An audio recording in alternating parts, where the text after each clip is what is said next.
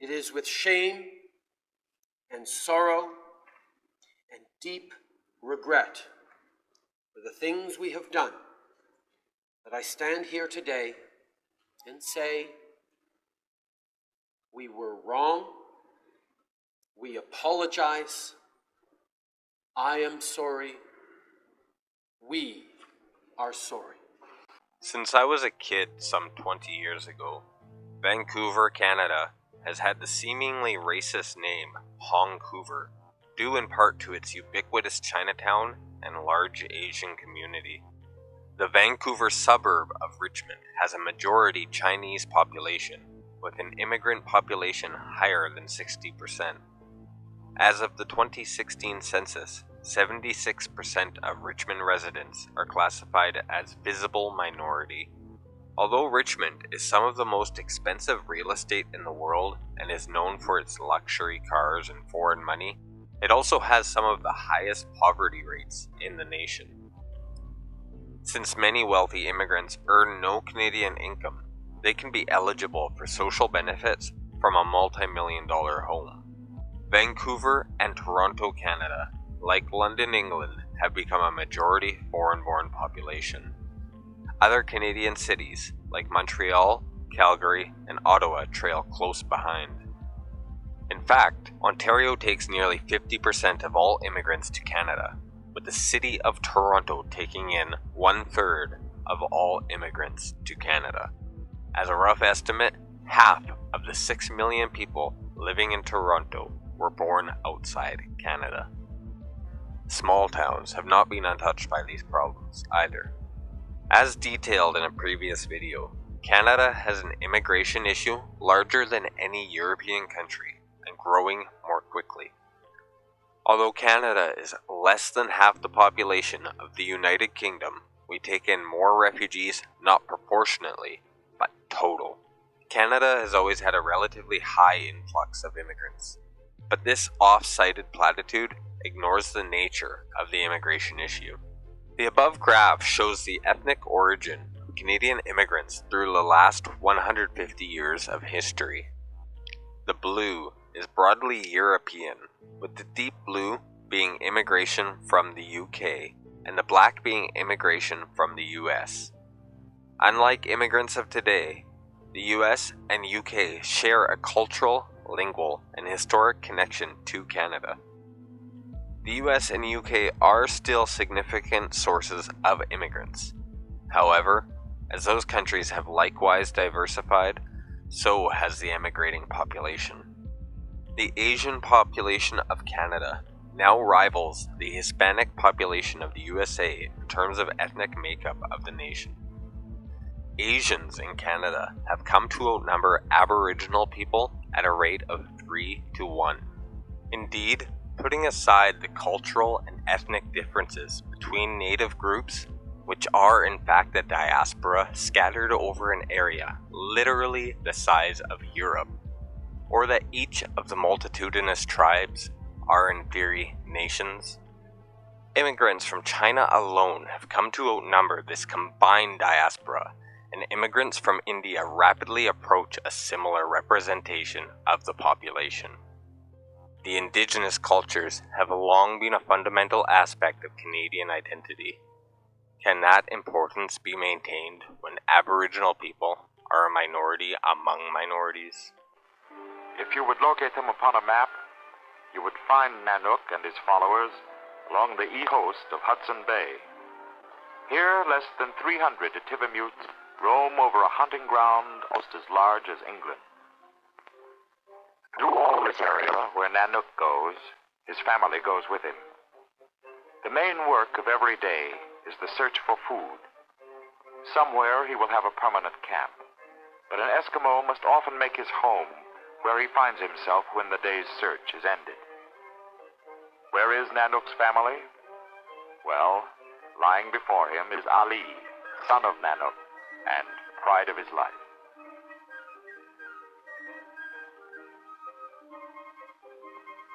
Next, Nyla makes her appearance, prying herself up from the depths of the kayak. It's not a matter of fashion, but simply for comfort and protection when sitting on snow and ice that she adds a tail to her fur coat. Then comes 4-month-old Rainbow, all dressed up in his birthday suit. Generally bundled in his mother's furs, he has little need for clothes of his own. There's still more, for the family kayak has undreamed-of capacity.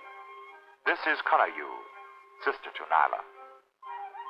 And finally, Ali's chief delight, his puppy, an Eskimo boy's favorite playmate. Soon the walrus come ashore to rest.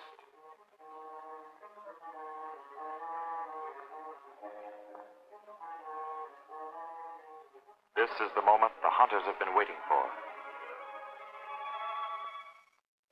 But only one dare try the kill, for the slightest noise would scare them off. Nanook hugs the ground, head down, so that, if seen, he will seem to be just another walrus.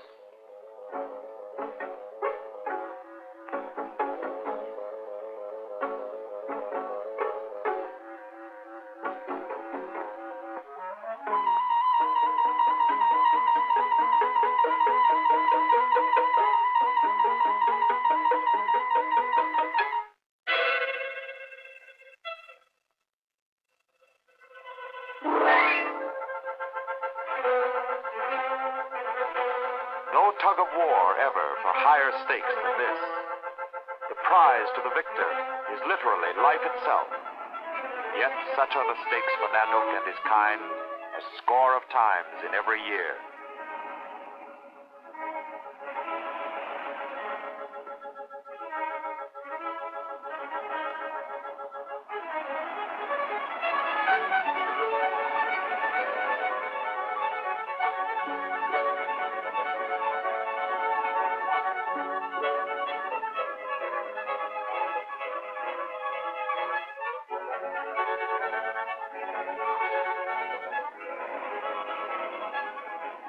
Offshore, the rest of the herd wait and watch.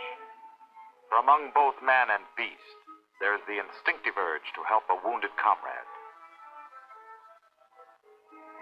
Indeed, one of them, the mate perhaps, comes back to join the battle and actually tries to lock tusks with the stricken animal in order to pull him free.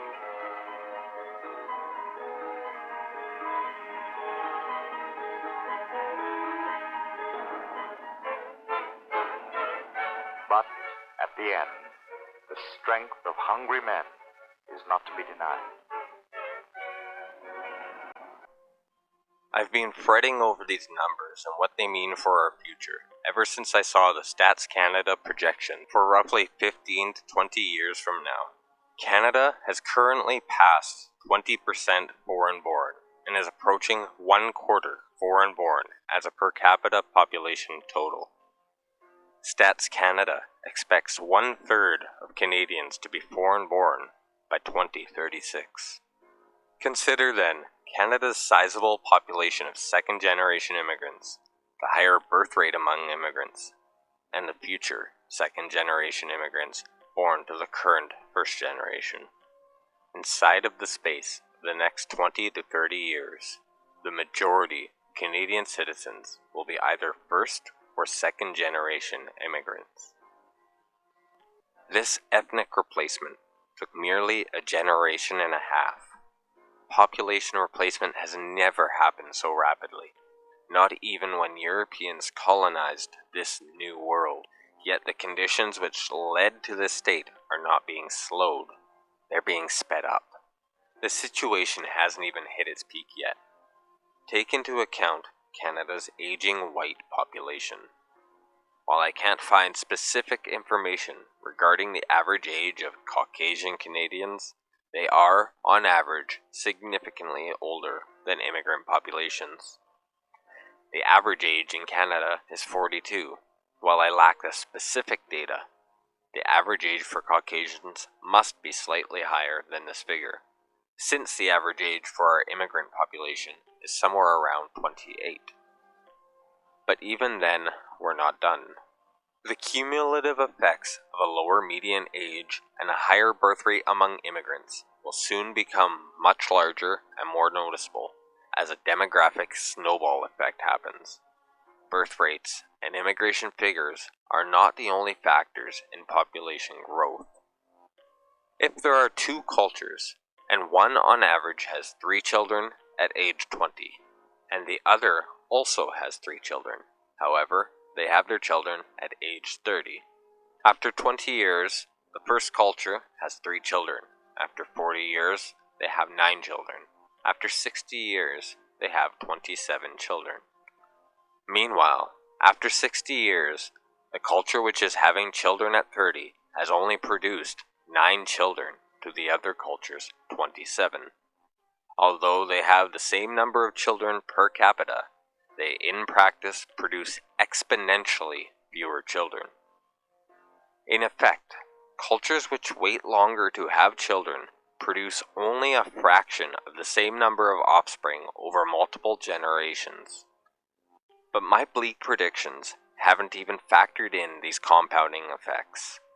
The figures I have made these predictions on do not take into account immigration figures past 2036, or any increases to these estimates, such as the current influx of illegal border crossers braving the Canadian border, and so I consider these projections to be low-end estimates or underestimates.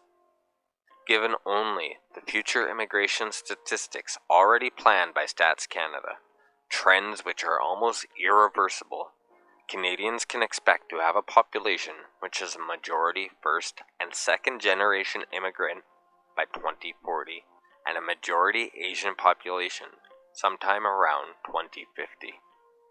What does that mean for a democracy? If Maoist-backed organizations raise a Chinese flag at Vancouver City Hall, allowed by the city councillor who wore a communist red scarf, then when Vancouver becomes a majority Chinese, could a Chinese-controlled government be voted into power?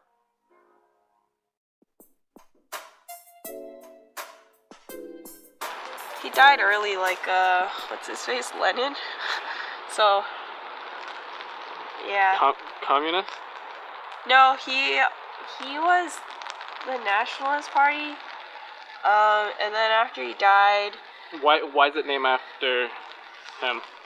A lot of Chinese people really like him, and he's like the father of modern China and the first president, stuff like that. What does this majority group placement mean for a country with a Human Rights Act which explicitly denies white and Caucasian citizens protections from hate crimes and discriminations in work, education, or housing?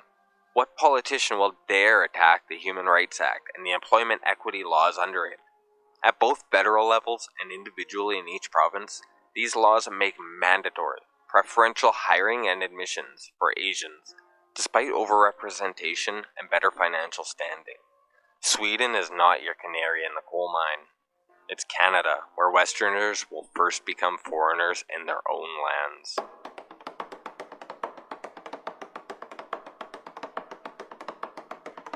Well, me father often told me when I was just a lad, a sailor's life was very hard, the food was always bad. But now I joined the Navy, I'm aboard a man of war, and now I found the sailor ain't the sailor anymore. Don't haul on the rope, don't climb up the mast. If you see a sailing ship, it might be your last. Just get your civvies ready for another on ashore. A sailor ain't the sailor anymore.